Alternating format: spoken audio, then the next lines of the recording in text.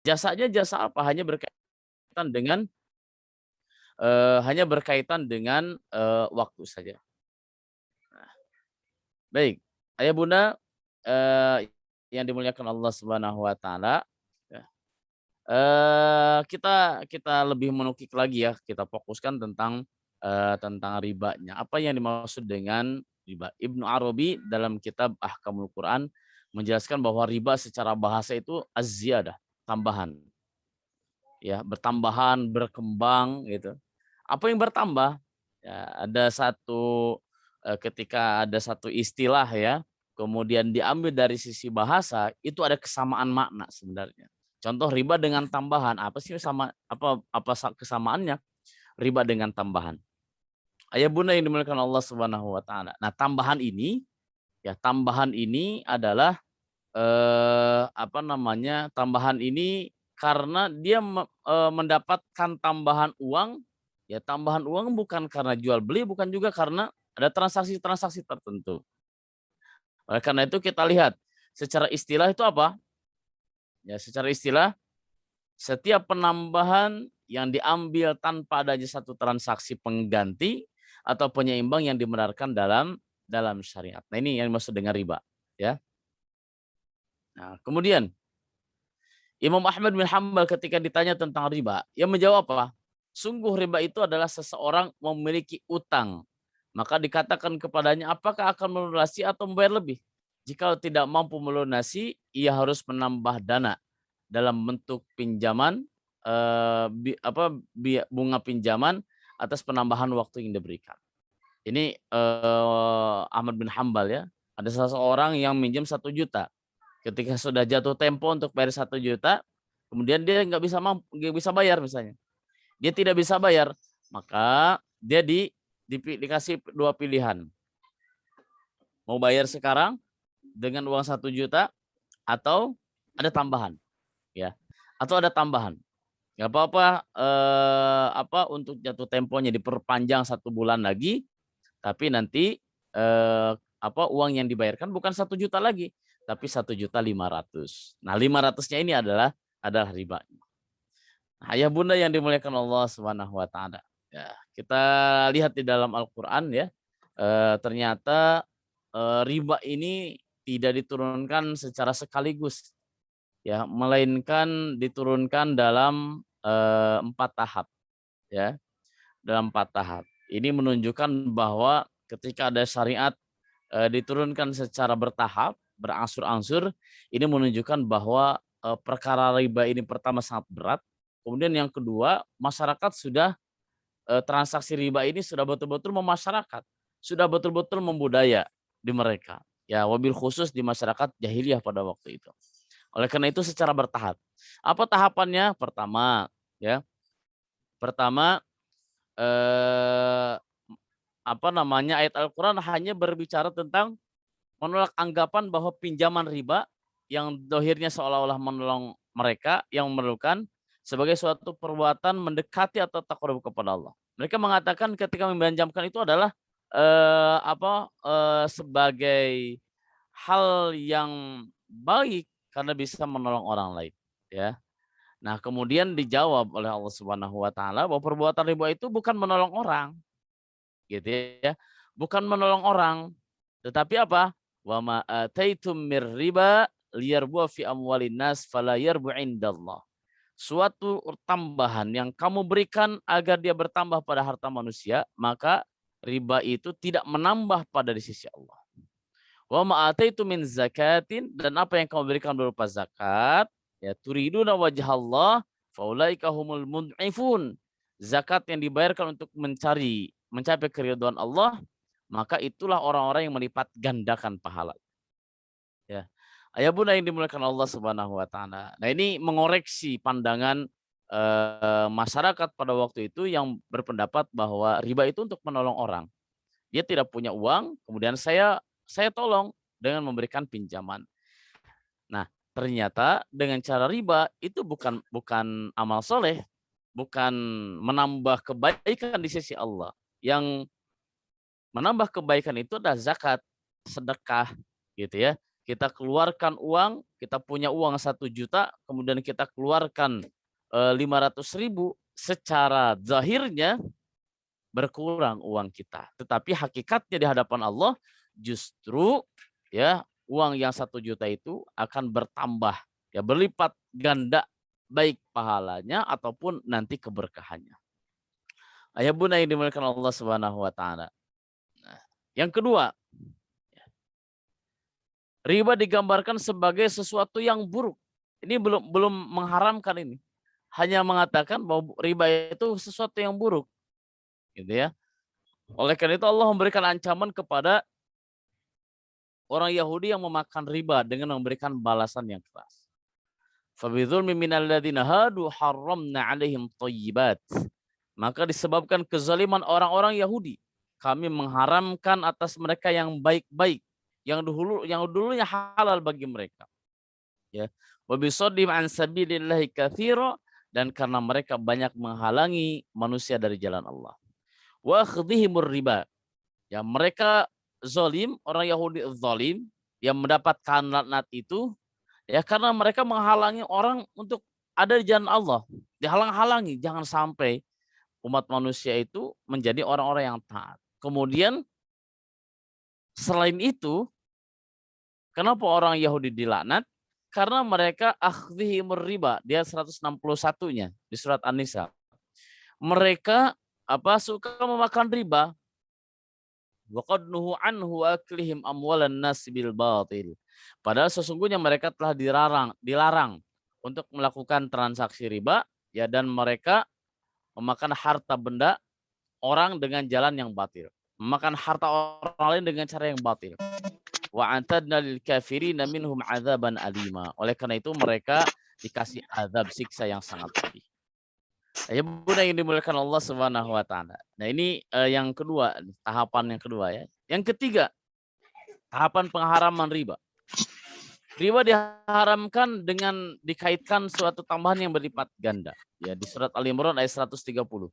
Ya ayyuhalladzina amanu, hai orang-orang yang beriman, la ta'kulur riba ad'afan mudha'afah. Janganlah kamu memakan riba dengan berlipat ganda. Wattaqullah, bertakwalah kepada Allah, la'allakum tuflihun, agar kamu mendapatkan keberuntungan.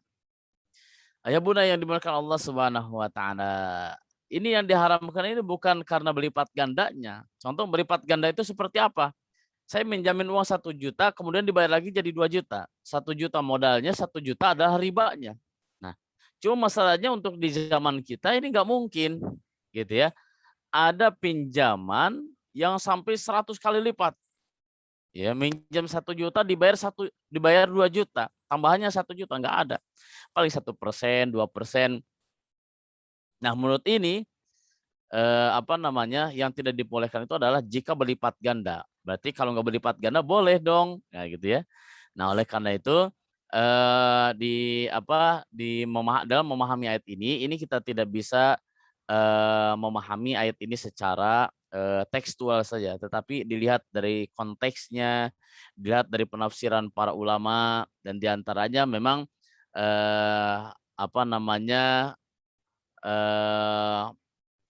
mungkin ini ulama tafsir yang menyebutkan, berpendapat bahwa pada masa itu, pada masyarakat jahiliyah memang betul-betul pengambilan riba itu adalah cukup tinggi, sangat tinggi. Oleh karena itu disebutkan di dalam ayat ini.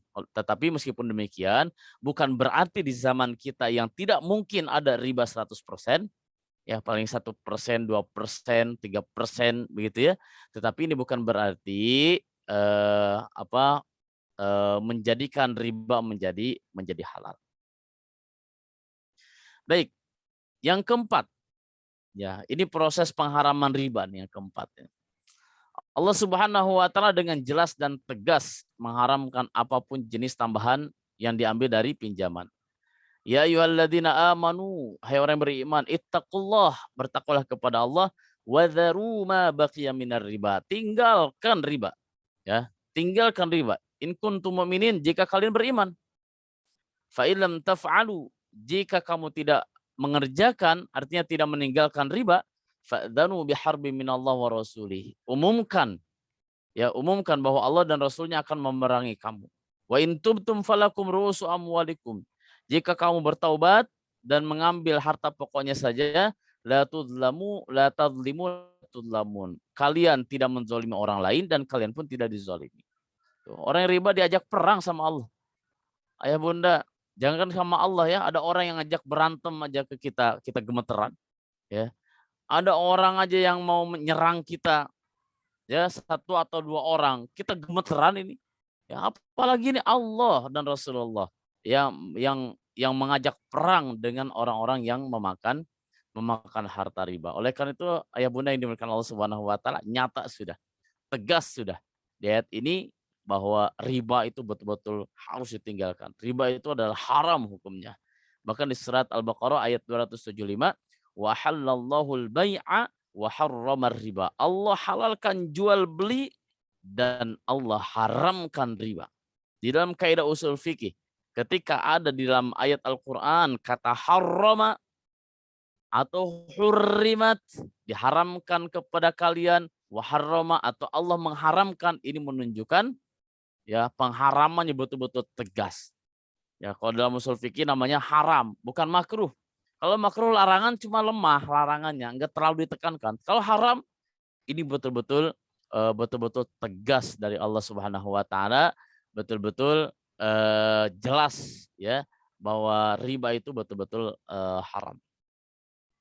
Ayah bunda yang dimuliakan Allah Subhanahu wa taala. Nah, ini tahapan-tahapan ya. Tahapan-tahapan riba ya, pengharaman riba. Baik, ayah bunda yang dimuliakan Allah Subhanahu wa taala. Ya, kita lihat lagi slide berikutnya. Ini ada hadis. Kalau tadi dari ayat Quran ya, dari Al-Quran, sekarang ini dari hadis Rasulullah Shallallahu alaihi wasallam terkait dengan pengharaman riba. An Jabir qol, dari Jabir ya sahabat yang bernama Jabir. Qala Rasulullah beliau menceritakan. Berarti Jabir yang bercerita ya. Sahabat yang bernama Jabir dia bercerita. La'ana Rasulullah sallallahu alaihi wasallam. Rasulullah melaknat. Ya, siapa yang dilaknat ini ya? Akilar riba, orang yang membayar riba, yang memakan riba. Maaf, akilar riba, orang yang menerima riba. Wa mukilahu, dan orang yang membayar. Ya, saya nggak terlibat riba, Ustaz. Saya nggak makan harta riba. Saya hanya bayar doang. Gitu. Bayar doang. Ya, ternyata wa mukilahu. Kata Rasul, la'ana. Ya, Rasulullah melaknat orang yang memakan riba. Wa katibahu, juga orang yang mencatatnya. Wa syahidaihi, dan dua orang saksi. Wa qalahum sawa, kemudian beliau bersabda mereka itu sarua wae. Ya, sama baik, sama aja. Gitu ya, sama aja. Baik yang memakan riba, yang membayar, penulis, dua saksi, ya sama. Ya bunda yang dimuliakan Allah Subhanahu wa taala. Ya, artinya apa? Semua orang yang terlibat dalam riba A sampai Z-nya semuanya kena. Kalau di struktur jabatan dari jabatan paling tinggi sampai jabatan bawah kena. Gitu ya. Kena. Kenapa kena? Lah tidak lepas dari apa? Pemakan riba, membayar riba, yang mencatat atau dua orang saksi. Oleh karena itu ayah bunda yang dimuliakan Allah Subhanahu wa taala, hindari perbuatan riba. Ya, karena di dalam Al-Qur'an sudah jelas tegas pengharamannya. Di dalam hadis pun ternyata Allah melaknat. Nah, ini lagi-lagi nih dalam kaidah usul fikih, satu amalan tersebut haram ya dibuktikan dengan apa? Lihat dari kata-kata yang diucapkan, disampaikan. Oh, dalam Al-Qur'an ada hurrima, ada la'ana, dalam hadis ada la'ana, ada harrama, hurrima, ada haram, melaknat. Nah, ini menunjukkan bahwa tegas ini secara hukum bahwa riba itu adalah haram. Ayah bunda yang dimuliakan Allah Subhanahu wa taala. Nah, ini memang padat ini materinya ya. Tapi nggak apa-apa. Ini nanti kita kita kembangkan dalam tanya jawab. Riba ini secara umum ada dua. Riba buyu dalam jual beli dan riba iduyun, hutang piutang. Ya, riba buyu yang jual beli ini ada dua. Riba fadl dan riba nasi'ah. Riba fadl itu apa? Riba fadl itu takaran apa yang berbeda. Tukar menukar dengan takaran yang berbeda padahal yang ditukarkan adalah barang ribawi. Contoh begini, beras. Atau dulu ada yang namanya kurma lah gitu, kurma. Beras mungkin belum familiar. Ini pada masa Rasul kurma, contoh ya. Ada orang yang mau barter nih, kurma biasa dengan kurma super. Ya, kurma biasa dan kurma super. Ini sama-sama kurma nih. Sama-sama kurma. Kalau diuangkan sebenarnya kurma biasa ya juga harganya juga biasa. Kalau kurma super ya berarti harganya pun super. Itu lebih. Nah, sangat wajar kalau misalnya jika dibandingkan kurma biasa dan kurma super, ini harganya beda karena toh kualitasnya beda. Tapi ketika langsung ditukarkan, nah gitu ya, ditukarkan. Ini kurma biasa ditukarkan langsung dengan kurma yang super, ya. Kemudian ada penambahan salah satunya, contoh kurma biasa. Kurma biasa ingin 2 kilo kurma biasa harus ditukar dengan kurma super 1 kilo. 2 kurma kilo biasa ditukar dengan 1 kurma super yang kualitasnya lebih bagus. Nah, ini ada penambahan ini. Ini ada penambahan, tidak bisa seperti ini. Harusnya kalau kurmanya 1 kilo biasa, maka kurma super pun tetap harus 1 kilo. Gak boleh dilebihkan. Meskipun beda kualitas. Nah, ini namanya riba fadol. Jadi masyarakat jahiliyah sering terjadi seperti itu. Beras, ya, beras biasa, ya, beras biasa, dengan berbagai macam merek lah mungkin ya, yang biasa-biasa saja. Beras raskin mungkin kalau bahasa kita, ya, meskipun mungkin untuk istilah ya, saya sebenarnya kurang setuju dengan istilah raskin itu ya, beras orang miskin. Kenapa? Karena tidak memanusiakan, tidak manusiawi ini istilah ini. Kalaupun boleh kalaupun boleh bahkan mungkin lebih lebih lebih pantasnya bukan raskin menurut saya, tapi beras murah lah gitu ya. Boleh beras murah atau beras apalah namanya, jangan sampai dengan mengistilahkan raskin gitu. Contoh dengan raskin, beras murah ini. Beras murah sudah dicampur-campur.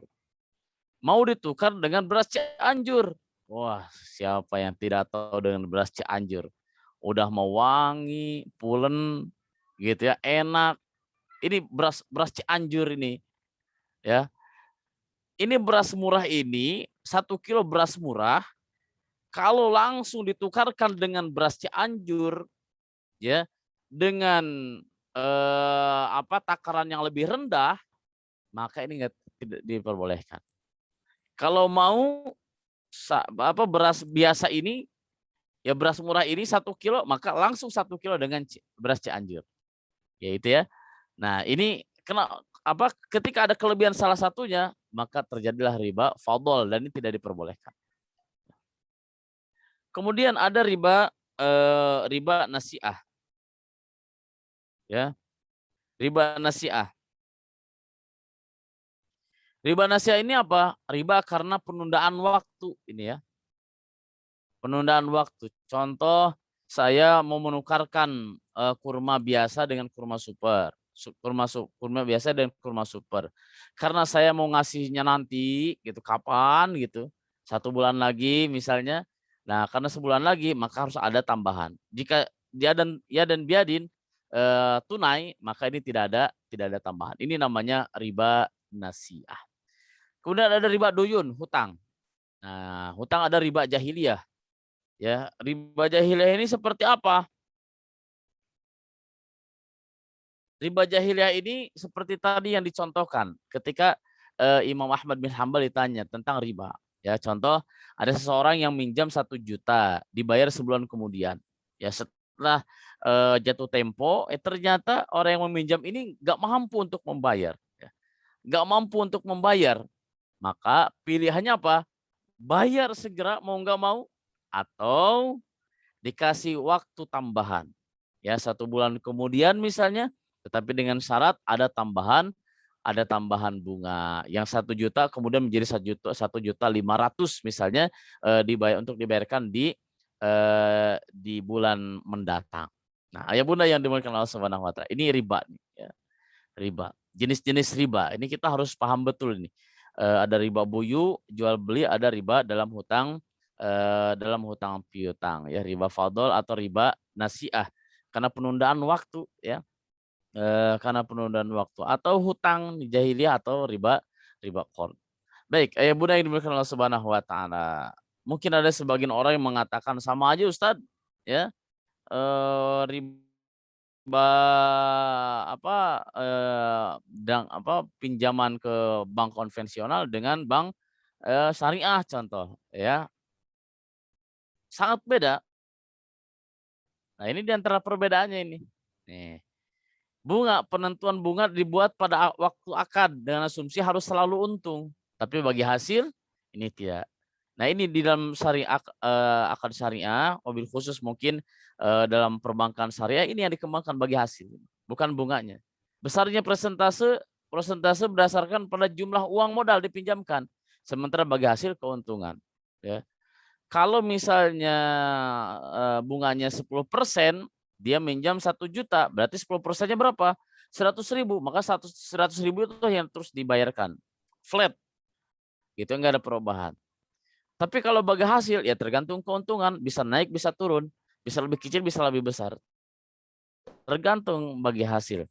Nah, dan lain sebagainya, ya. Ini adalah di antara perbedaan antara bunga, ya, kalau kita lihat di dunia perbankan dengan bagi hasil.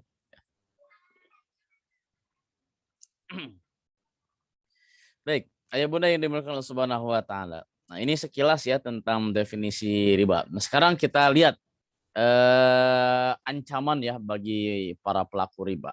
Ya, apa saja nih ancamannya bagi para pelaku riba? Yang pertama, coba kita lihat bagaimana kondisi para pemakan riba di neraka. Ya, ini ada hadis dari Samurah bin Jundub radhiyallahu anhu, Rasulullah SAW menuturkan ketika Rasulullah Isra Mi'raj, ya, kemudian diperlihatkan di neraka. Fa'ataina ala naharin, ya, kami mendatangi sungai yang airnya merah seperti darah. Ya, tiba-tiba ada seorang laki-laki yang berenang di dalamnya.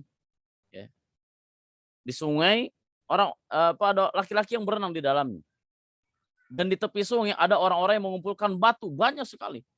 Gitu. Di pinggir sungai ada orang-orang yang mengumpulkan batu. Lalu orang yang berenang itu mendatangi orang yang telah mengumpulkan batu sembari membuka mulutnya, dan orang yang mengumpulkan batu tadi akhirnya menyuapi batu dalam mulutnya.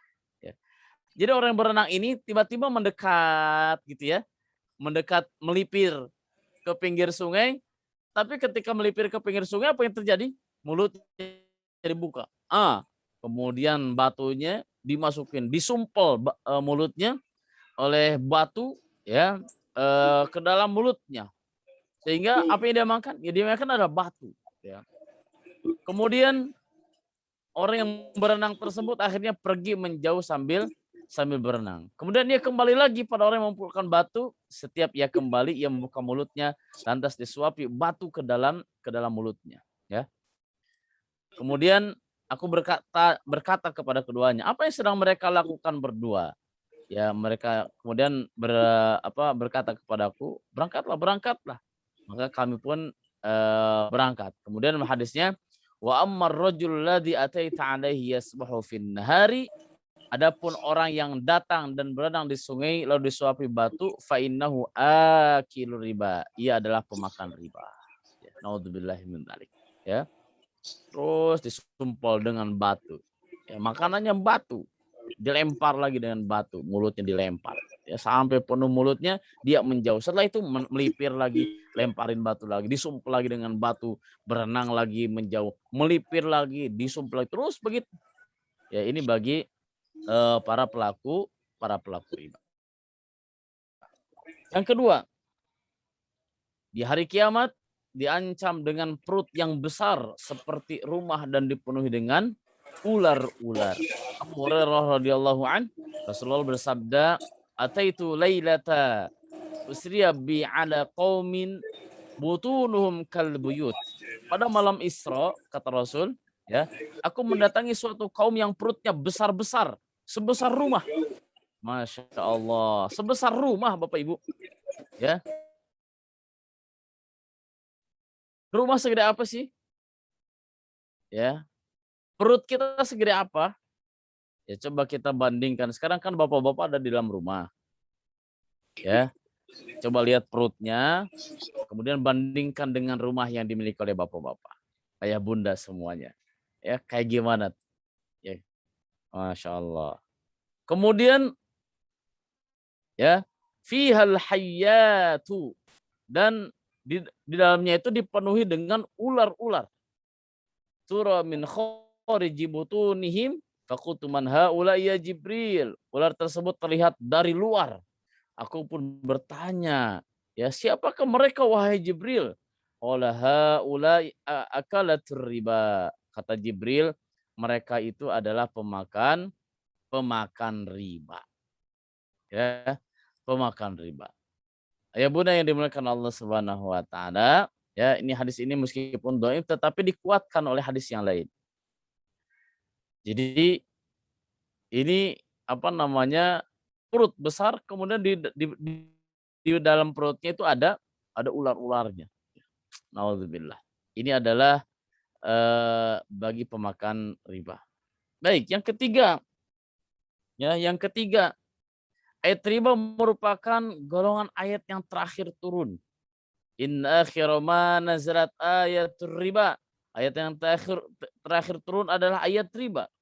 Wa inna Rasulullah sallallahu alaihi wasallam, dan sungguh Rasulullah sallallahu alaihi wasallam qubida, diwafatkan, walam yufassir halana fada'ur riba war riba, dan belum ditafsirkan pada kita, mereka menyebutnya riba dan riba. Ya, tetapi maksud apa namanya, ayat terakhir di sini ya yang turun ini betapa apa namanya, kuatnya masyarakat pada waktu itu ya, berkaitan dengan transaksi riba. Kemudian hukum yang terakhir diturunkan oleh Allah tentang riba ya. Karena melihat kondisi masyarakat pada waktu itu betul-betul sudah memasyarakat dengan transaksi riba. Ya. Baik, yang berikutnya. Ini singkat-singkat saja ya. Yang keempat, dosa riba yang paling ringan seperti menzinai ibu kandung sendiri. Dari Abdullah, Rasulullah SAW bersabda, "Ar-riba thalathatun wa sab'una baban." Riba itu ada 73 pintu. Ya, kemudian Abu Hurairah bersabda, "Ar-riba sab'una huban." Riba itu ada 70 dosa. Ya, aisaruha an yankihar rajulu ummahu.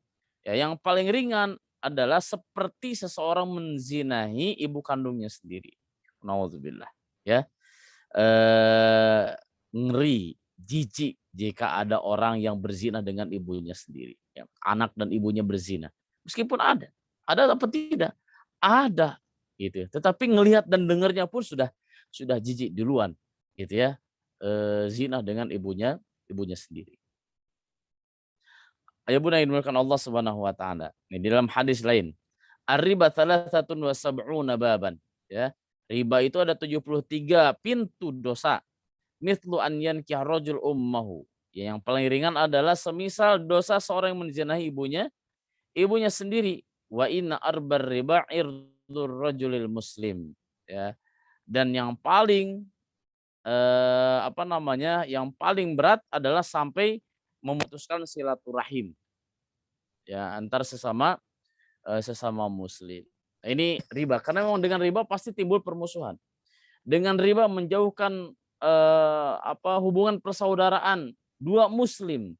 Karena ya salah satunya merasa terzolimi, kemudian pecahlah silaturahim, dan itu adalah target di antara target syaitan laknatullah alaihi.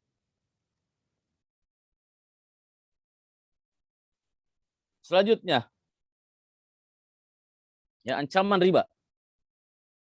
Ya, ancaman riba. Yang tidak makan riba bisa tetap merasakan debunya riba. Oh. La ya'tiyanna 'alan nas. Ya Rasulullah bersabda, akan datang pada manusia zamanun, satu zaman, la yabqa minhum ahadun, yang tidak akan tersisa ya illa akala riba, kecuali memakan riba. Faman lam ya'kul, siapa yang tidak makan riba ketika itu, asabahu min ghubarihi, ia bisa memakan debunya. Masya Allah. Ayah bunda yang dimuliakan Allah Subhanahu wa taala, ya. Ini apa namanya, prediksi ya. Kata Rasul, nanti satu zaman pasti ada orang yang memakan, banyak orang yang memakan riba. Kalaupun ada orang yang tidak makan riba tapi dia kena debunya. Ya, dia kena debunya. Maksudnya kayak gimana tuh debunya? Mungkin ada orang yang menganggap, ya kalau kalau kita transaksi bukan dengan riba, ya kayaknya mustahil untuk di zaman kita ya, gitu ya. Kayaknya kalau kita nggak minjem itu kayaknya gimana gitu loh. Kayaknya nggak mungkin kita kalau nggak minjem dengan riba, nggak mungkin kayaknya kita punya motor. Nggak mungkin kayaknya kita punya mobil, punya kendaraan, punya rumah, kayaknya nggak mungkin gitu. Nah, hati-hati. Dia memang nggak bertransaksi dengan riba, tapi ketika dia berpendapat seperti itu misalnya, itu adalah di antara debu-debu riba yang ada di dalam yang apa namanya, debu-debu riba yang sudah menempel di dalam dirinya. Ini kata Rasul, la ya'tiyanna. Ini Rasul mensabdakan ketika beliau masih hidup. La ya'tiyanna, nanti akan ada gitu ya. Nanti akan ada satu masa ya di mana semua orang memakan riba. Semua orang terlibat dalam transaksi riba. Kalaupun ada orang yang tidak terlibat dalam riba, dia terkena debunya. Ya. Ayah bunda yang dimuliakan Allah Subhanahu wa taala, ini yang dimaksud layatiana, nanti akan ada satu zaman, ini kira-kira sudah terjadi belum ya di zaman kita? Ya. Kira-kira sudah terjadi belum ya di zaman kita? Masya Allah. Ya, tinggal kita muhasabah saja. Tinggal kita mengevaluasi saja. Ya, apakah kena atau tidak? Sudah terjadi apa belum? Kalau sudah terjadi, nah hati-hati. Ya, kalau sudah terjadi harus lebih hati-hati. Kalau sudah terjadi, maka yang harus kita pikirkan adalah apa solusi ke depan agar kita terbebas dari perbuatan riba.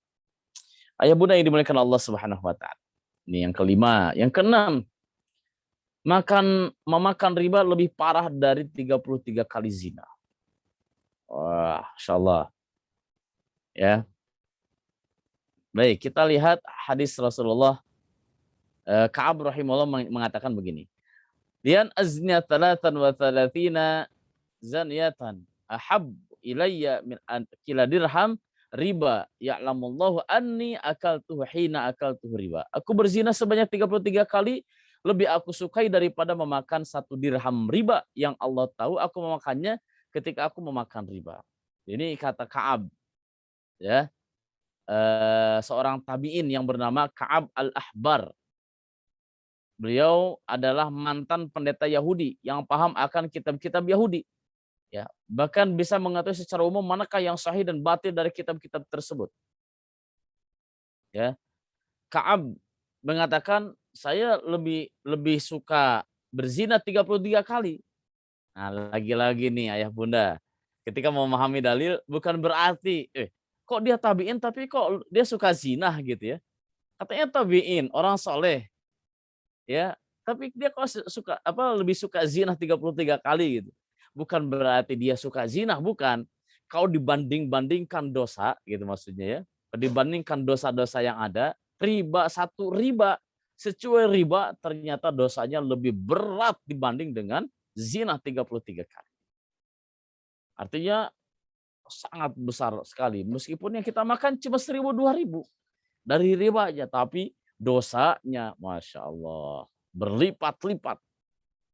Ya, berlipat-lipat. Sampai Rasulullah melaknat orang-orang yang memakan riba. Ayah bunda yang dimuliakan Allah Subhanahu wa taala. Nah, jika riba sudah merajalela, layak untuk mendapatkan azab.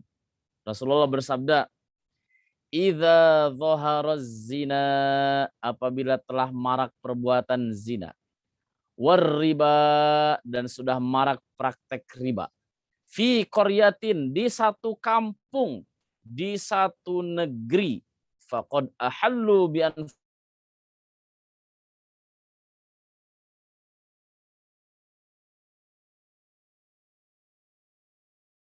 Ayah bunda, saya mau bertanya lagi nih. Kalau di negara kita, di kampung kita, praktek riba sudah merajalela apa belum ya? Kalau praktek riba itu sudah terang-terangan, apa masih sedikit? Apa masih sembunyi-sembunyi? Ya. Kalau ternyata zoharo, sudah nampak zoharo itu. Sudah nampak, nampaknya kasat mata, nggak usah pakai alat teleskop, nggak usah. Ini zoharo itu sudah bisa dilihat oleh mata mata kepala kita, kasat mata.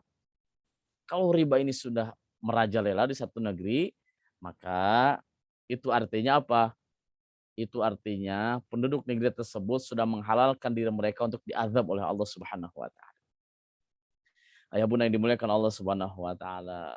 Kalau selama ini kita mendapatkan bencana, banjir, ya, longsor, apalagi tsunami, gempa bumi, ya, kemudian apalagi likuifaksi, mungkin penyakit, ya, wabah, pandemi, dan lain sebagainya.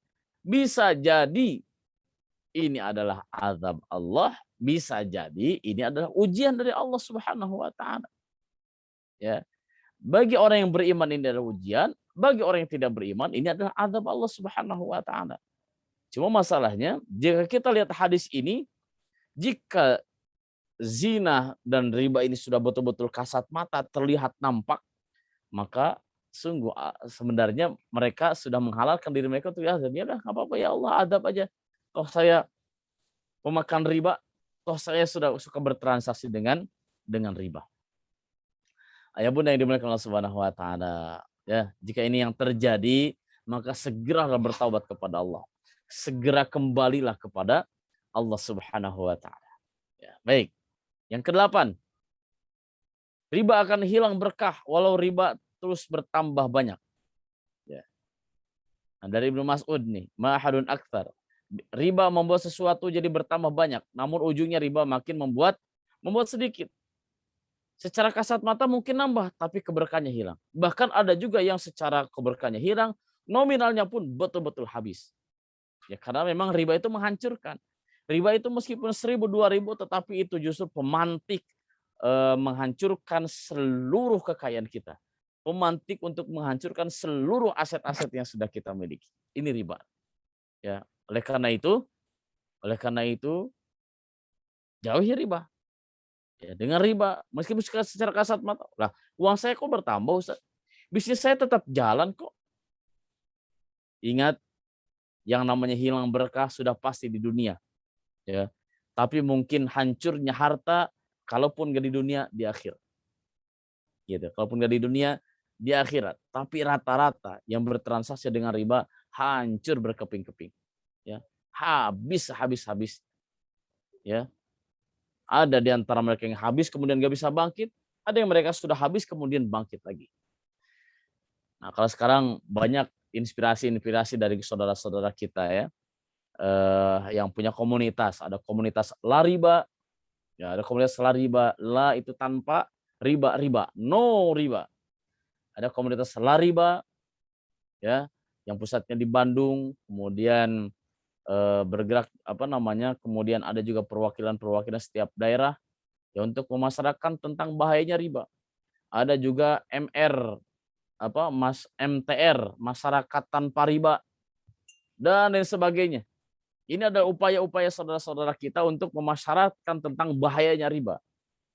Ya. Ada melalui kajian-kajian, ada kajian-kajiannya riba itu apa sih? Apa solusi-solusinya? Ada yang memberikan bantuan hukum jika ada seseorang yang terlilit hutang ribanya. Maka seperti apa ini ada bantuan-bantuan hukumnya. Ini tentang hilang berkah dan hancurnya aset yang kita miliki gara-gara riba. Ya. Ya Bunda yang dimuliakan Allah Subhanahu wa taala, ya. Lanjut, riba dan akal-akalannya adalah kebiasaan buruk orang Yahudi. Nah, riba dengan berbagai macam bentuknya itu adalah akalan-akalan orang Yahudi. Baik, yang selanjutnya, Allah tidak akan menerima sedekah, infak dan zakat yang dikeluarkan dari harta riba. Ada hadis, la yatasaddaqu ahadun bitamratin min kasbin thayyibin. Tidaklah seseorang bersedekah dengan sebutir kurma dari hasil kerjanya yang halal, illa khadahallahu biyamini. Ya, melainkan Allah akan mengambil sedekah tersebut ya dengan tangannya. Fayurabbiha kama yurabbi ahadukum. Lalu dia membesarkannya sebagai ia membesarkan anak kuda. Banyak. Ya. Udah. Hatta takuna mithla jabali au a'dham. Tidaklah seseorang bersedekah ya, bitamr dengan satu tamr saja dengan yang baik, maka Allah akan menerima dan membesarkannya. Jadi dengan sedekah Allah besarkan, tapi dengan riba Allah hancurkan. Dan Allah tidak akan menerima sedikit pun sedekah dari riba. Ya. Baik. Ayah Bunda yang dimuliakan Allah Subhanahu wa taala. Yang berikutnya ke-11, doa orang yang makan riba gak akan dikabul. Ya, Bapak-bapak mau nggak doanya dikabul? Ibu-ibu mau nggak doanya dikabulkan? Jauhi riba.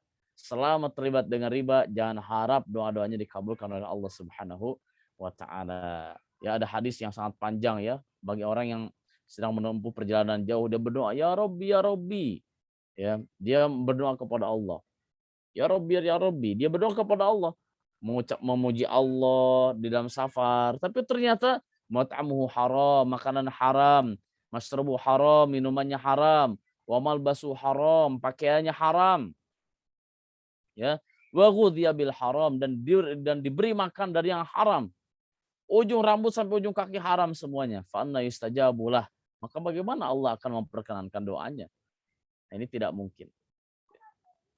Terus, ya, badan yang tumbuh dari harta yang haram akan berhak disentuh api neraka. Ya, makan harta riba itu kan haram. Kalau sudah ada harta haram masuk ke dalam perutnya, ya Ka'ab bin Ujrah, ya, innahu la yarbu lahmun nabata min suhtin illa kanatin naru aula bihi. Sesungguhnya daging badan yang tumbuh berkembang dari sesuatu yang haram akan berhak dibakar dalam api neraka. Ya Bunda yang dimuliakan Allah Subhanahu wa taala. Nah, ini banyak sekali dalil-dalil berkaitan dengan akibat dari riba. Ini yang terakhir. Ya, yang terakhir.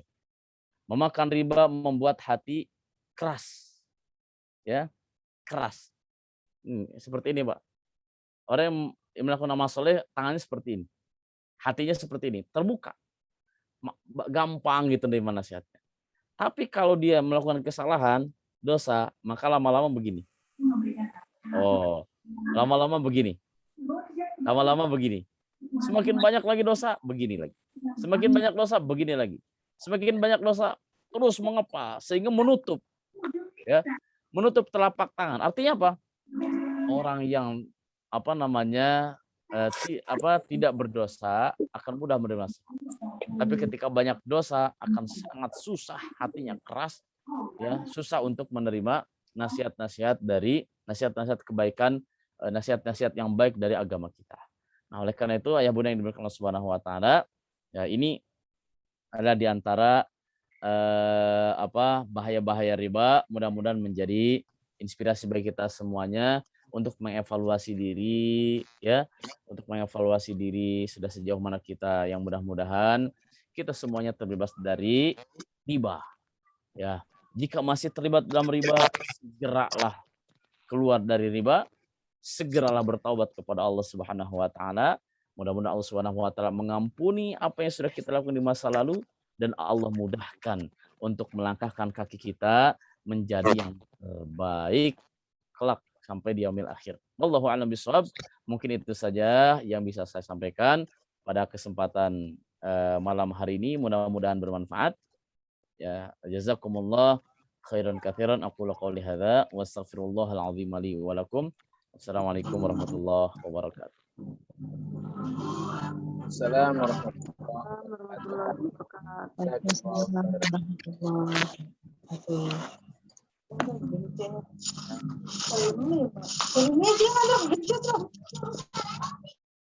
Mudah-mudahan apa yang telah beliau sampaikan ini bisa bermanfaat khususnya bagi kita semuanya dan umumnya bagi beliau.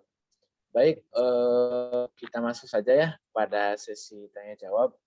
Mungkin kita akan terlebih dahulu mengutamakan yang langsung gitu, secara langsung. Yang mau bertanya silakan. Suaranya di audionya dibuka. Silakan ayah bunda semuanya yang memiliki pertanyaan dibuka audionya. Silakan. Kalau tidak ada, baik saya akan bacakan. Di sini banyak sekali pertanyaan, Ustaz, di chat. Itu ada yang Ya, oh ada. Silakan Bunda Dewi yang mau bertanya. Audionya dibuka, Bu. Nah, silakan, Bu. Assalamualaikum Ustaz. Waalaikumsalam warahmatullahi wabarakatuh. Ustaz, misalnya ada orang meminjam duit kepada kita tuh dalam jumlah yang agak besar gitu ya. Karena dia emang butuh dan kita emang mau menolong gitu loh. Terus dia minta waktu 5 atau 6 bulan deh dibayar. Kalau misalnya lebih dari itu, saya akan menambah sekian gitu loh. Terus dan dalam kenyataannya setelah berjalan waktu dia tidak sesuai dengan yang dia bilang. Jadi lebih lama gitu loh. Terus dia memberi lebih. Kalau kita terima kelebihan itu boleh nggak Ustaz? Makasih Ustaz. Ya. Baik, Masya Allah. Jazakillah Bunda Dewi untuk pertanyaannya. Ya, apakah boleh atau tidak ya jika ada yang kita meminjamkan uang, kemudian bahkan dari peminjam yang mensyaratkan ya bahwa nanti insya Allah jika ada jika nggak bisa nih nggak sesuai dengan tepat waktu, maka saya akan tambah. Nah, justru itulah yang menjadi riba, gitu ya. Justru itulah yang menjadi riba. Oleh karena itu, ya dengan berbagai macam trik-triknya, dengan berbagai macam hilah. Kalau di dalam ilmu fikih itu ada namanya hilah. Hilah itu mencari celah gitu ya, dengan berbagai macam bentuk transaksinya, gitu ya, dengan berbagai macam bentuk, kemudian kita merekayasa sedemikian rupa, tetapi maknanya sama, minjam uang, kemudian ada kelebihan. Ya, baik disyaratkan oleh peminjam atau disyaratkan oleh yang memberi pinjaman. Ya, sama saja Bunda. Jadi praktek tersebut ini tidak diperkenankan menurut syariah karena termasuk riba duyun ya, riba di dalam hal utang piutang. Wallahu a'lam bishawab. Kalau misalnya udah terlanjur diterima gitu tuh jadi gimana Ustaz? Kalau sudah terlanjur diterima gimana? Ya kalau misalnya bisa dikembalikan, kembalikan. Kalau misalnya bisa kita keluarkan, kita keluarkan. Ya kita keluarkan. Jika tidak bisa lagi dikeluarkan, kita segeralah bertobat kepada Allah Subhanahu wa Ta'ala. Kalau misalnya ada nih yang terhitung, oh dia kemarin kelebihannya sekian nominalnya, mending kembalikan ke orang tersebut atau sedekahkan ya, atau keluarkan untuk kepentingan umum, itu boleh-boleh saja. Ya, kemudian selanjutnya tutup segera dengan memohon ampun kepada Allah dan bertaubat atas apa yang sudah dilakukan. Wallahu a'lam bishawab. Baik. Kurang Ustaz penjelasannya. Afan. Selanjutnya, tafadhol kepada Bunda Debbie. Silakan Bunda, mau dibuka audionya. Oh ya, Assalamualaikum. Assalamualaikum warahmatullahi wabarakatuh. Waalaikumsalam warahmatullahi wabarakatuh.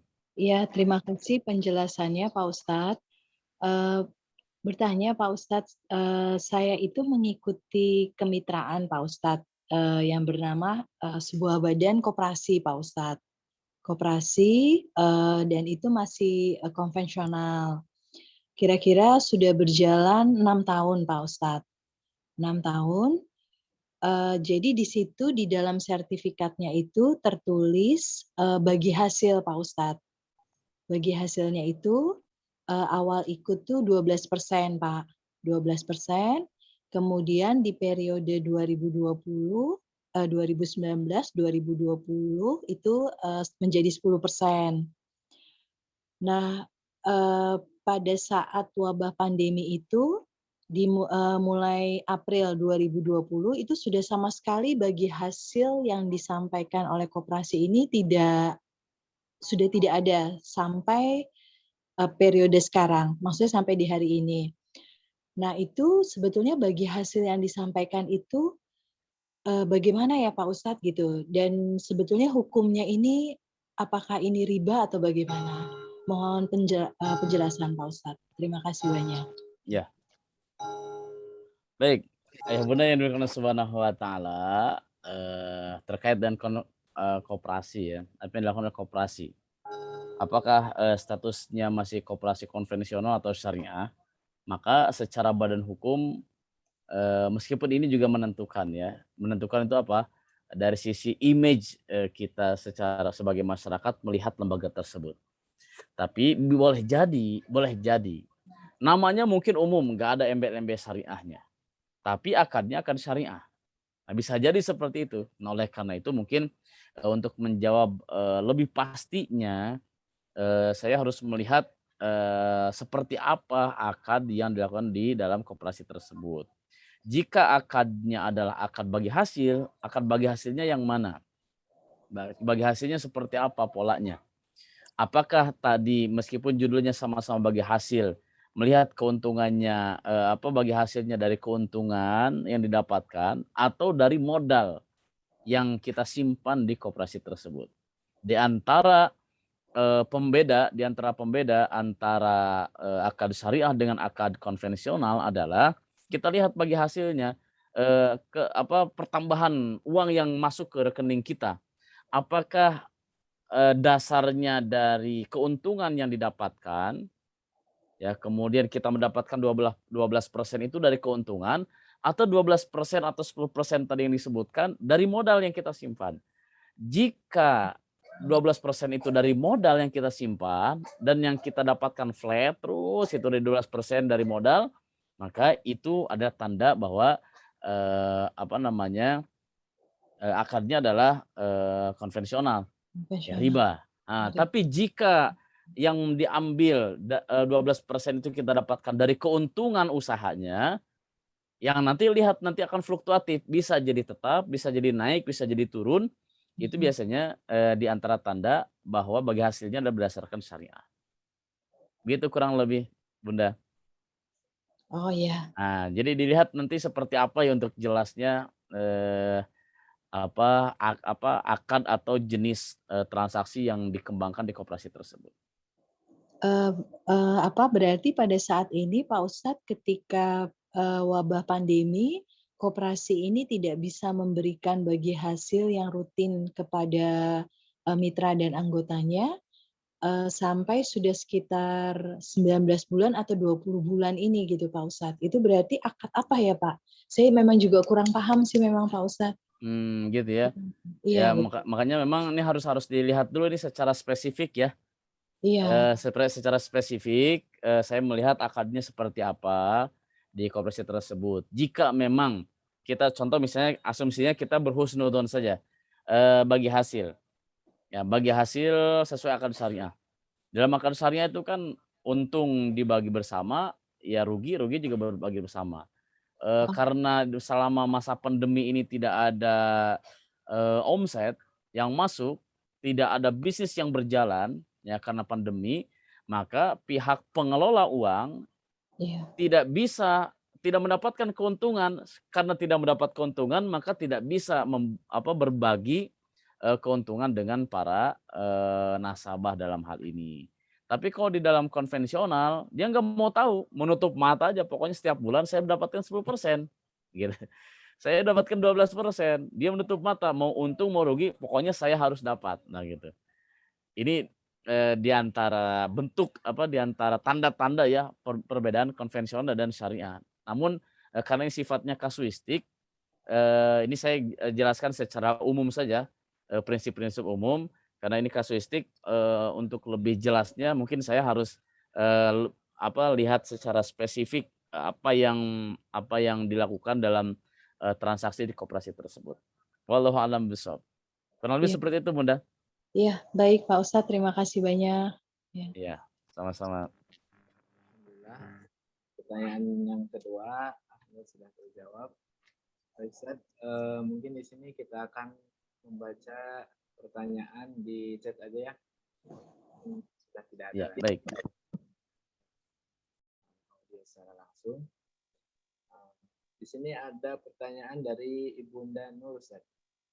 Bagaimana halnya dengan membeli saham untuk tujuan investasi jangka panjang? Nah, apakah investasi ini termasuk kategori riba juga? Ya. Baik, investasi ya, berkaitan dengan investasi. Ini investasinya investasi apa dulu nih? Ya, jika investasinya real, ya real, siapa yang berinvestasi, kemudian diinvestasikan dalam bentuk usaha apa, orang yang melakukannya siapa, ini insya Allah aman. Ya, aman. Dan ini adalah bagian dari makna bagi hasil itu sendiri. Ya, bagi hasil atau musyarakah ya dalam hal ini ada makna bagi hasil di sini. Baik sifatnya mudharabah atau musyarakah. Investasi itu begini, saya contoh punya uang. Saya punya uang, tapi saya nggak bisa mengelola dalam hal bisnis. Ada teman saya, contoh Ustaz Romis pinter nih berusaha bisnisnya. Saya sampaikan begini, Ustaz Romis, saya punya dana nih 100 juta. Antum kan pinter. Silakan kelola nih uang saya yang 100 juta ini.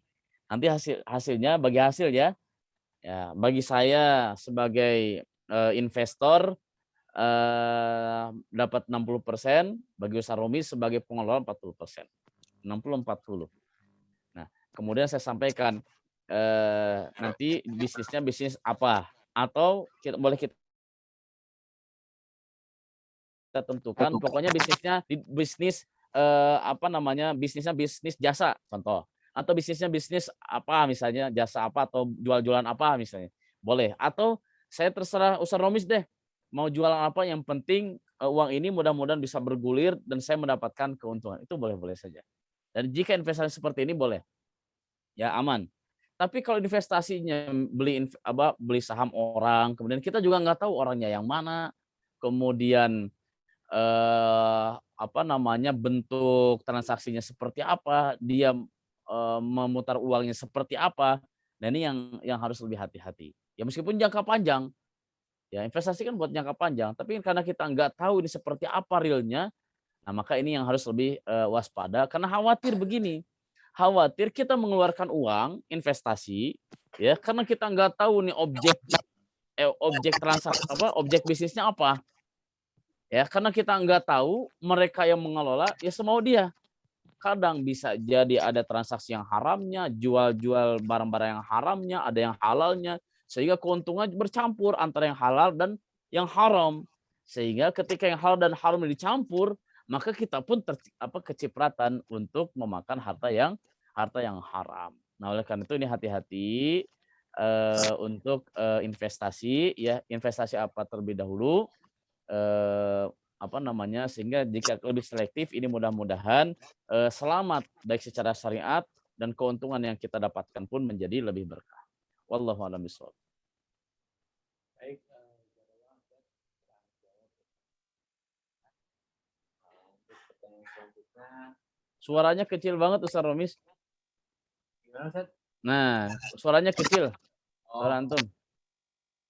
baik, kita masuk ke pertanyaan keempat ya. Di sini ada Bunda Santi yang bertanya, bagaimana hukumnya pinjam meminjam uang tabungan anggota arisan yang sudah ada aturan kesepakatannya? Jika meminjam ada uang adminnya. Contoh, pinjam 100.000, uang admin 5.000. Jadi saat meminjam, pinjamnya 500.000. Saat awal dapatnya hanya 475.000. Nanti bayarnya 500.000. Bagaimana hukumnya? Kemudian alasan mereka uang keuntungan itu nanti akan dibagi-bagikan lagi saat arisan selesai dan sudah disetujui dan disepakati anggota arisan tersebut. Ya, Panjang sekali. ya. Tapi intinya sama Ustaz Romis, yang ditanyakan oleh Bunda Santi, apakah nanti alasannya karena ada adminnya, apakah karena alasannya secara spontanitas langsung begitu ya, bahwa ini adalah ada bunganya dan sebagainya, maka pola transaksi seperti ini juga sama termasuk transaksi riba.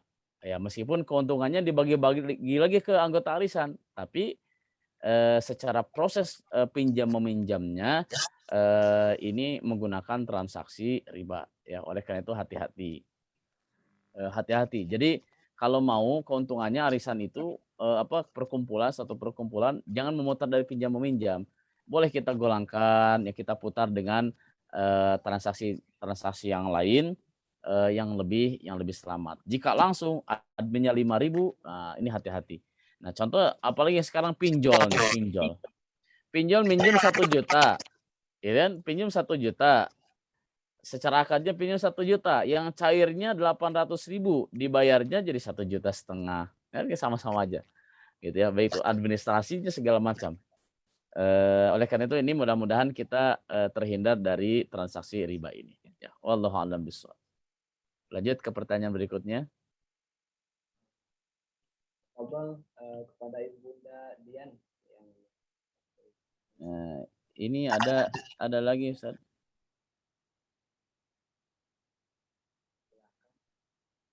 Bunda Dian.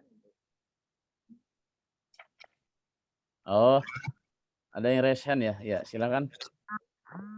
Ustaz, Assalamualaikum warahmatullahi wabarakatuh. Waalaikumsalam warahmatullahi wabarakatuh. Mau tanya Ustaz, Iya, ini Ustaz mau tanya tentang sekarang ini kan memang banyak ya, umpama ambil motor secara kredit, rumah secara kredit gitu kan banyak sekali gitu. Itu termasuk riba ya bukan ya Ustaz? Minta pencerahannya Ustaz. Dan satu lagi Ustaz, kadang ada sogok menyogok gitu. Apalagi kalau suka ada pemilihan-pemilihan itu suka ada serangan-serangan gitu ya Ustaz, serangan fajar atau apa itu. Itu, kan hukumnya haram juga Ustaz. Terus, kalau umpama udah diterima, kalau nggak diterima kan kesannya sombong gitu Ustaz. Kalau diterima itu uangnya sebaiknya gimana Ustaz? Diinfakkan iya, atau disedekahkan atau gimana Ustaz? Terima kasih. Assalamualaikum warahmatullahi iya. wabarakatuh. Waalaikumsalam warahmatullahi wabarakatuh. Baik. Terkait dengan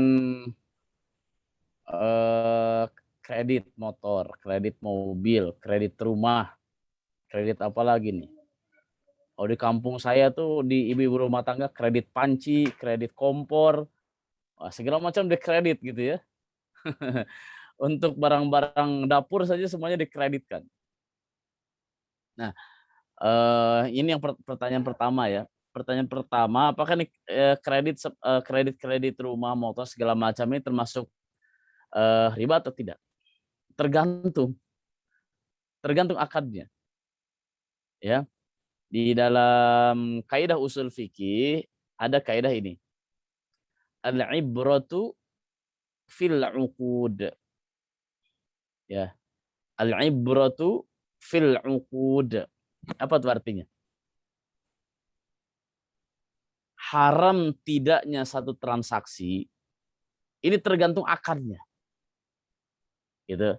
Haram tidaknya transaksi tergantung akarnya, meskipun namanya sama. Contoh tadi, namanya judulnya sama, kredit. Nah, itu. Judulnya sama, kredit. Nah, cuma masalahnya ya, ini akarnya seperti apa ini? Gitu, akarnya seperti apa? Tergantung. Kalau akarnya syariah, aman.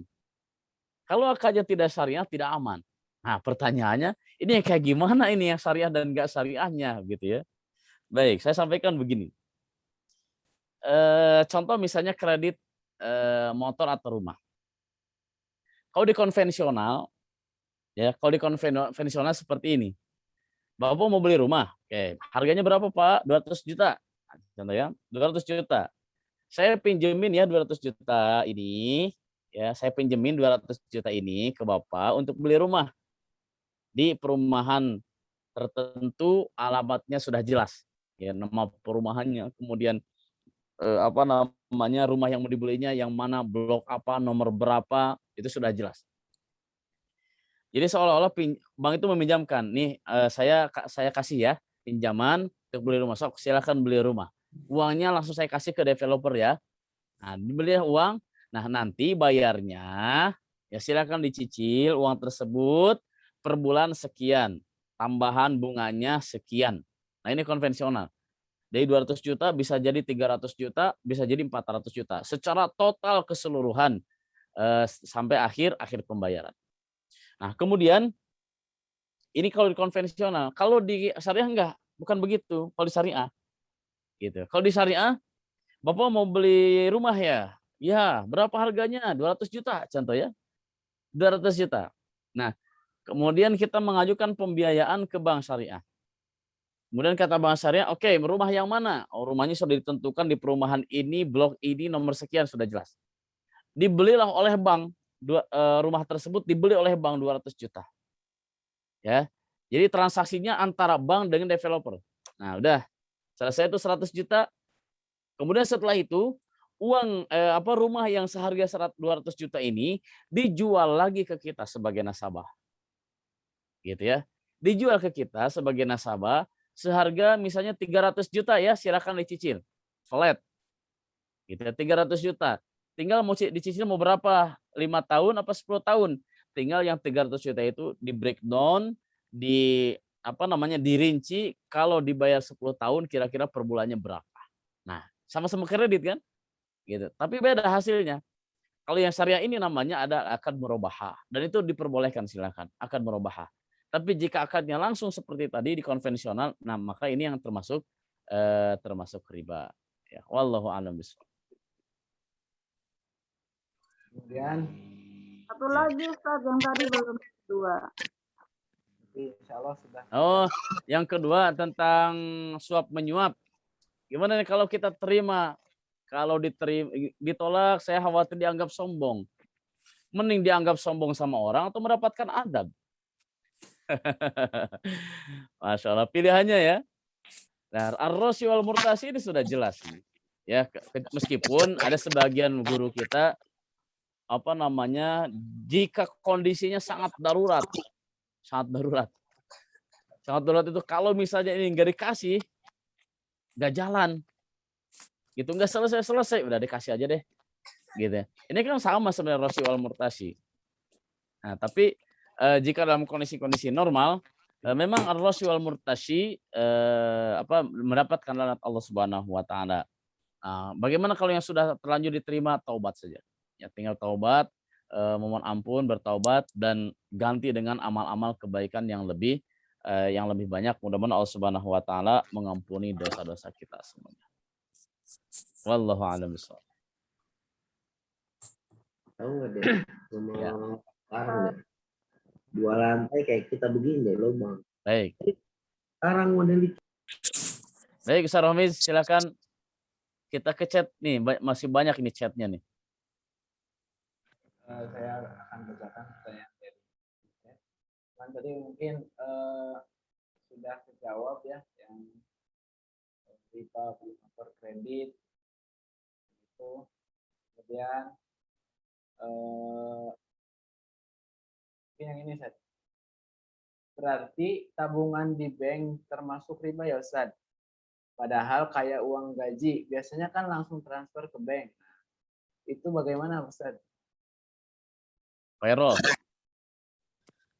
Kalau payroll termasuk riba apa enggak? Gitu ya. Yang riba itu adalah kalau sedang ngendap. Kalau misalnya hanya lalu lintas saja, ini insya Allah tidak apa-apa, aman ya lalu lintas. Oleh karena itu, bapak-bapak, jika misalnya payroll penggajiannya lewat konvensional, ya maka kalau bisa disimpan di situ, maka otomatis sudah ada bunganya, otomatis. Ya otomatis sudah ada bunganya. Kalau kita nyimpennya di bank konvensional. Oleh karena itu, jika kita ingin lebih aman, bank-bank konvensional tersebut sebagai lalu lintas saja. Lalu lintas payroll masuk ke situ, segera transferkan ke bank syariah agar tidak ada bunganya.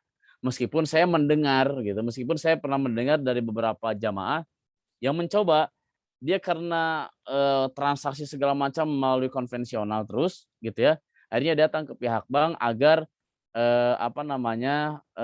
poin bunganya ini betul-betul dihapuskan. Jadi nyimpan di konvensional tapi tidak boleh ada bunga yang masuk sedikit pun ke rekening dia. Dan itu ternyata berhasil gitu ya. Ini sampaikan tinggal datang ke CS-nya ternyata ada jamaah yang mencoba dan berhasil. Namun jika ingin selamat biar kita nggak terlalu ribet, maka jadikan aja sebagai lalu lintas masuk payroll kemudian langsung pindahkan ke bank syariah. Insya Allah mudah-mudahan lebih aman, lebih selamat dan lebih berkah. Wallahu a'lam bishawab. Kemudian Ustaz ada dari pertanyaan Ibunda Kartika Sari mau tanya mengenai MLM. Apakah semua MLM itu diharamkan juga? Ya. Untuk MLM, nah ini lumayan panjang ya. MLM saya sarankan ke ayah bunda untuk yang MLM memang di sini nggak semua MLM haram. Ada MLM yang diperbolehkan secara syariat. Nah, untuk lebih jelasnya silakan ayah bunda download fatwa MUI ya, fatwa MUI tentang MLM. Untuk MLM syariah ada poin-poin yang harus terpenuhi di lembaga tersebut. Ya ada sekitar berapa? 16 atau 17 poin ya. Maka silakan dikaji terlebih dahulu. Ya dikaji terlebih dahulu. Insya Allah ini menjadi gambaran bagi kita ketika kita memilih MLM yang boleh dan MLM yang tidak diperbolehkan. Ya, wallahu a'lam bishawab. Baik, kalau Ustaz ada lagi nih pertanyaan dari Ibunda Tisna Indrayani. Mohon maaf terkait dengan asuransi yang diberikan perusahaan. Maksudnya bagaimana, Ustaz? Iya, ini hukum asuransi ya. Baik, memang ini melebar kemana-mana kalau mau beriba ya.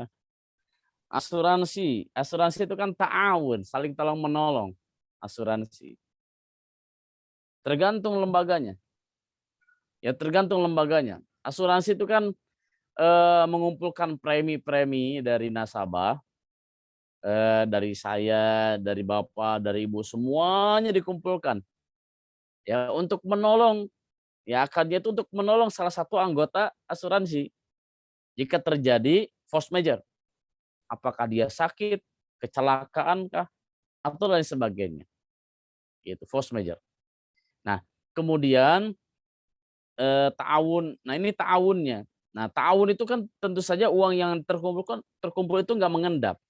Nggak disimpan begitu aja, tapi diputarkan. Gitu, diputarkan. Maka nanti asuransi, insya Allah mungkin nanti kita akan bahas sesi khusus sebenarnya tentang asuransi syariah agar beda mana asuransi syariah dan asuransi konvensional. Nah, hanya begini, dari asuransi itu uang kan digolangkan tuh, diputar jadi usaha kemudian dapat keuntungan. Nah, kadang bagi yang tidak syariah itu diputarnya itu tidak jelas gitu. Diputarnya itu kadang ada ke transaksi yang haramnya, ada yang halalnya, dicampurlah keuntungannya, kemudian itu yang dibayarkan premi ke kita. Nah, oleh karena itu terkait dengan asuransi itu tergantung juga, bisa jadi asuransi syariah atau asuransi konvensional. Baik, mungkin ini kan lebih jelasnya mungkin kurang lebih seperti itu untuk gambaran awal. Ini karena butuh beberapa item-item untuk dijelaskan dengan waktu yang sangat terbatas. Nanti mungkin kita bahas secara khusus ya terkait dengan asuransi syariah insyaallah. Mohon maaf dengan keterbatasan yang ada. Wallahu a'lam bishawab. Kemudian ini mungkin yang terakhir Ustaz. Dari Ibunda Dian Ummu Uwais yang tadi mengklik Raisen cuman nggak jadi di chat aja. Jika ada arisan tiap pekan setor 20.000 per orang, 20.000 per orang. Dan setelah ada yang narik arisan, dapatnya misal 600, dipotong otomatis 20.000 orang, 20.000 hukumnya bagaimana saat potongan otomatis tersebut? Ya. Potongannya 20.000 untuk makan-makan misalnya ya. Untuk beli snack, konsumsi dan lain sebagainya. Nah, jika uang yang dipotong ya, jika uang yang dipotong jika memang sepakat ya, dapatnya sebenarnya 600.000 contoh ya. Dapatnya cuma dapat 600.000, hanya setiap pertemuan bagi yang dapat arisan itu dikurangi 20.000 untuk konsumsi untuk makan-makan bareng. Itu dipersilakan tidak apa-apa. Ya, insyaallah aman. Nah, yang tidak aman itu kayak tadi yang nanya tentang arisan ya. Yang tadi Mas simpan pinjam meminjam ya di arisan, di kelompok arisan pinjam meminjam. Nah, ini yang bermasalah. Tapi jika dikurangi untuk makan-makan dan itu diketahui dan disepakati bersama, insyaallah aman. Ya, wallahu a'lam bishawab. Masya Allah, ada yang bertanya lagi Ustaz? Boleh, silakan.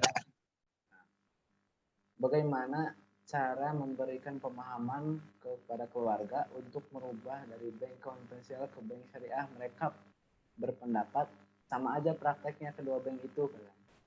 Ya. Baik. Bagaimana memahamkan kepada keluarga ya? Karena mereka berpendapat bahwa bank syariah dan konvensional itu sama aja prakteknya. Ya. Sebenarnya sangat berbeda sebenarnya. Sangat berbeda. Nah, oleh karena itu memang untuk memahamkan memang mereka harus ngaji. Ya, harus ngaji. Atau ada pihak ketiga, ada orang yang misalnya bisa diterima pendapatnya oleh keluarga tersebut ya, dari para guru, sebagian guru diajak untuk menjelaskan apa sih bedanya konvensional dan syariah agar tergambar betul perbedaannya ya. Kan karena melihatnya sama itu karena prosesnya. Sama-sama kredit kok gitu ya. Kayak tadi, sama-sama kredit padahal di dalamnya beda. Itu beda akad meskipun judulnya sama, hasilnya sama, tetapi beda. Kenapa? Perbedaannya di akadnya. Nah, oleh karena itu ini memang harus betul-betul mengedukasi, butuh pelan-pelan harus betul-betul mengaji, mempelajari perbedaannya. Karena ketika kita sudah paham tentang perbedaannya, insya Allah dengan sendirinya. Jika kita nggak ketemu nih perbedaannya apa, maka bakal menganggap sama. Oleh karena itu memang satu-satunya yang ngaji. Gitu. Ngaji silakan di mana aja. Boleh sekarang di YouTube juga banyak.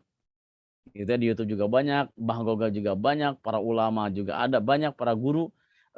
Insya Allah bisa menjadi wasilah kita semuanya. Wallahu a'lam bishawab.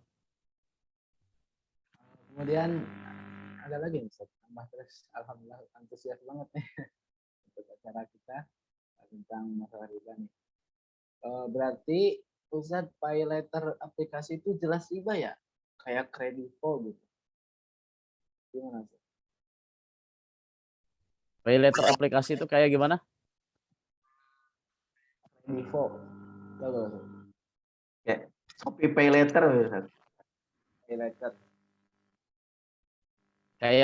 Kayak itu ya, kayak GoPay gitu ya. Dan semacamnya. Ya, Shopee Pay Later Ustaz. Iya, Shopee Pay Later. Nah, iya. Nah, ini juga sama. Tapi kalau ini Emang ada beberapa kajian ya, ada beberapa yang membolehkan dan ada yang tidak. Sebagian guru kita ada yang membolehkan, ada yang tidak. Berkaitan dengan hal ini. Ya, ada yang membolehkan, ada yang enggak. Ada yang membolehkan karena memang memenuhi unsur kemudahan. Ya, unsur kemudahan. Ada juga melihat secara detail berkaitan dengan ujung-ujungnya ke ini alur uangnya nih kemana nih. Alur uangnya kemana, kemudian ujung-ujungnya ke BI gitu ya. Oleh karena itu ini menjadi tidak diperbolehkan. Tapi ada juga sebagian guru yang membolehkan karena ini apa namanya untuk memberikan kemudahan kepada nasabah lah begitu ya. Nah, oleh karena itu di antara khilafiyah atau perbedaan pendapat di antara para guru yang ada, kita mungkin bisa lebih mengambil sikap kehati-hatian, sikap ihtiyati ya. Yang mudah-mudahan sikap ihtiyati atau kehati-hatian kita mendatangkan keberkahan. Wallahu a'lam bishawab. Alhamdulillah. Lagi bertanya dari Ayah Nazan. Pak Ustadz mau bertanya tentang tabungan emas virtual. Apakah boleh? Dan beli emas secara online apakah juga boleh? Nabung emas secara virtual boleh atau tidak? Kita nabung emas tapi emasnya nggak kita pegang, cuma catatannya aja. Saya dapat 1 gram, 2 gram, 3 gram, 4 gram, cuma catatan aja. Boleh atau tidak? Boleh. Ya boleh-boleh saja. Gitu ya. Hanya harus dipertimbangkan juga secara biaya. Biasanya biayanya lebih. Baik ketika membeli kita mahal, ketika menjual kembali harganya lebih murah. Nah, oleh karena itu yang lebih selamat sebenarnya nabung emas itu adalah real. Kita beli emas, kita simpan. Kita beli emas berapapun mungkin gramasinya, ya gramasinya mau 1 gram atau 0,1, 0,2, 2 gram, 3 gram, 4 gram terus sampai ke atas gitu ya. Kita beli emas dan emasnya ada, bentuk fisiknya ada dan kita simpan. Ya kita simpan kemudian kita jual lagi nanti mungkin setelah beberapa waktu ke depan. Boleh 1 tahun, 2 tahun, 3 tahun maka akan kerasa. Tapi jika tabungan emasnya kita beli bulan Agustus kemudian dijual bulan September, rata-rata rugi. Kenapa? Karena fluktuatif harga emas yang terus dinamis gitu ya, yang terus dinamis. Nah, oleh karena itu tabungan emas secara virtual boleh-boleh saja. Tapi menurut saya berdasarkan beberapa kajian mending real. Ya, saya sarankan mending real. Kita beli kemudian bentuk emasnya secara fisiknya betul-betul ada, terlihat dan kita simpan. Gitu ya. Dan kemudian apakah boleh beli emas secara online? Ya, secara online itu seperti apa? Secara online itu misalnya kita beli emas tinggal, "Pak, Bu, saya beli emas ya 1 gram, saya pesan ya. Berapa harganya?" By phone. Tidak ketemu langsung, tidak iya dan biadin, boleh atau tidak? Ya, kalau kita mengkaji jual beli seperti itu diperbolehkan karena asumsinya ya emas ini bukan mata uang. Ya, emas ini bukan mata uang untuk saat ini, ya. Membolehkan, beli emas secara online karena sebagian guru mengatakan, ya, karena, kondisi emas hari ini, ya, statusnya bukan mata uang tetapi sebagai barang. Ya, karena sebagai barang maka sebagaimana halnya kita, melakukan transaksi online untuk barang-barang yang lainnya.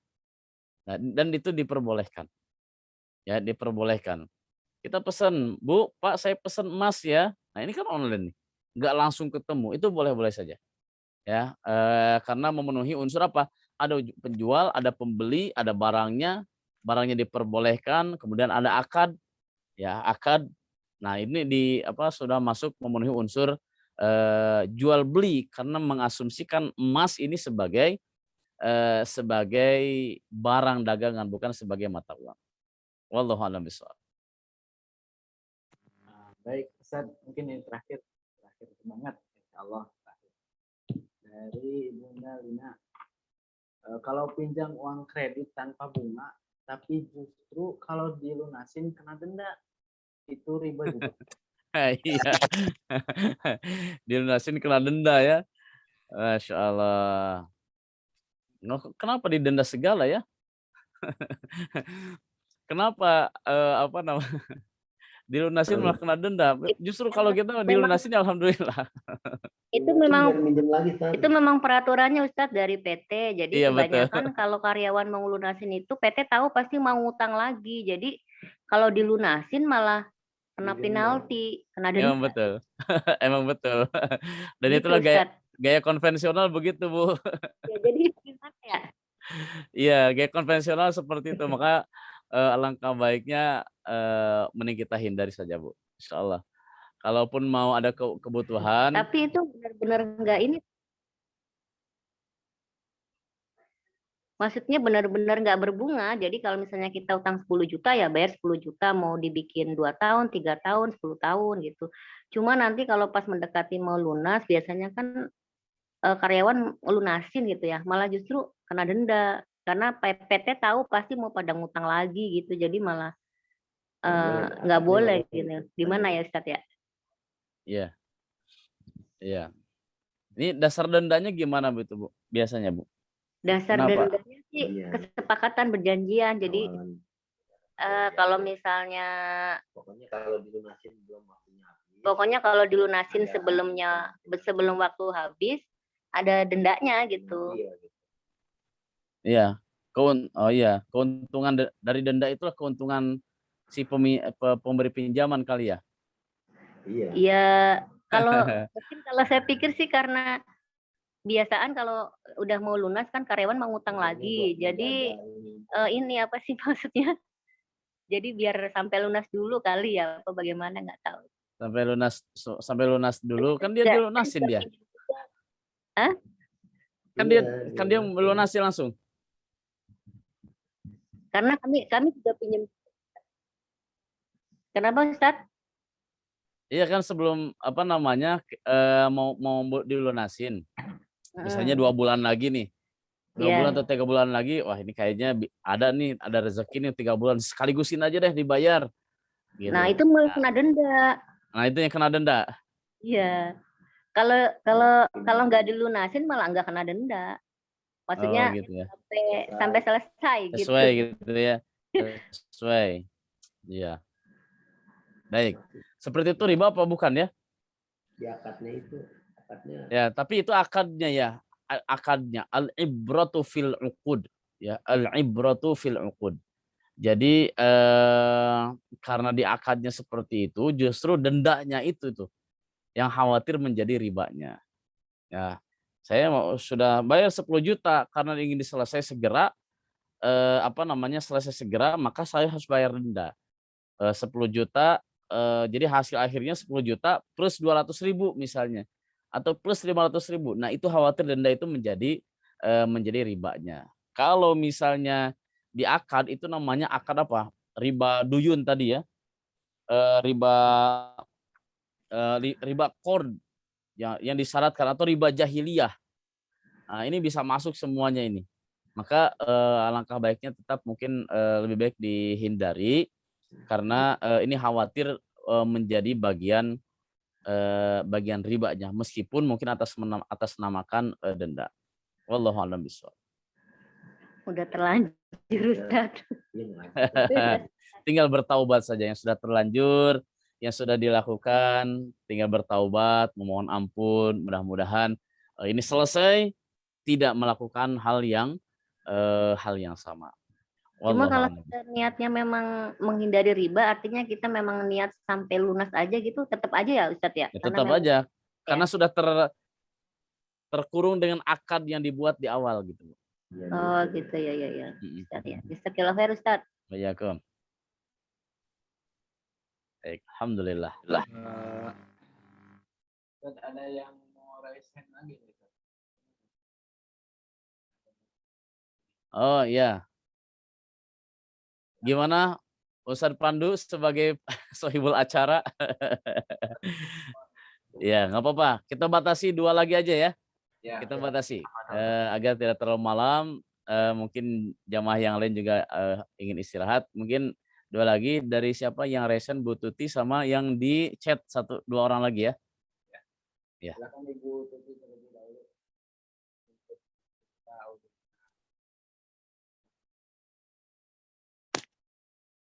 Suaranya nggak kedengaran. Ya, kedengaran. Sudah. Sudah.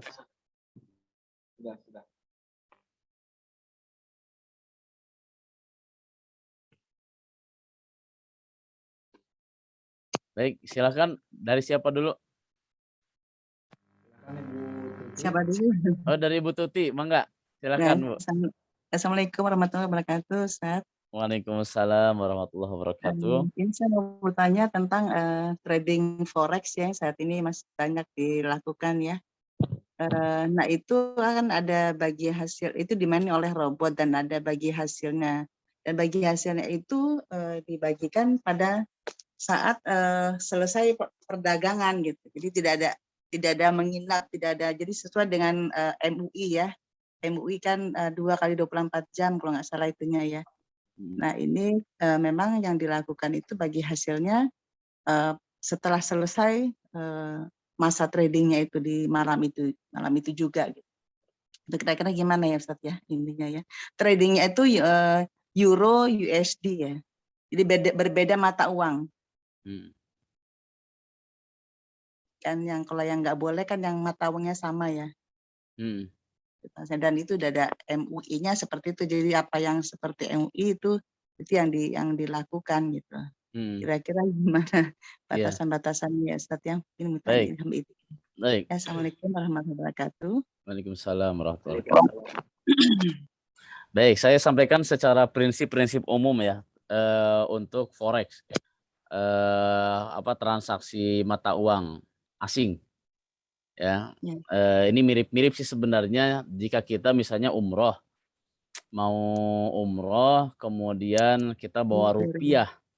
Bawa rupiah kemudian ditukar dengan real.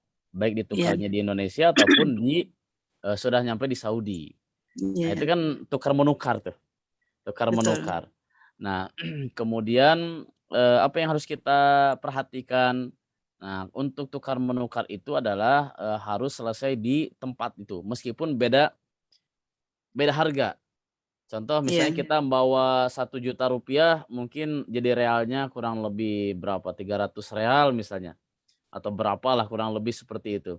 Nah, itu diselesaikan di tempat transaksi. Tidak boleh keluar dulu kemudian kok kurang gitu. Ini tidak boleh. Harus diselesaikan tempat itu baru diperbolehkan untuk transaksi mata uang asing.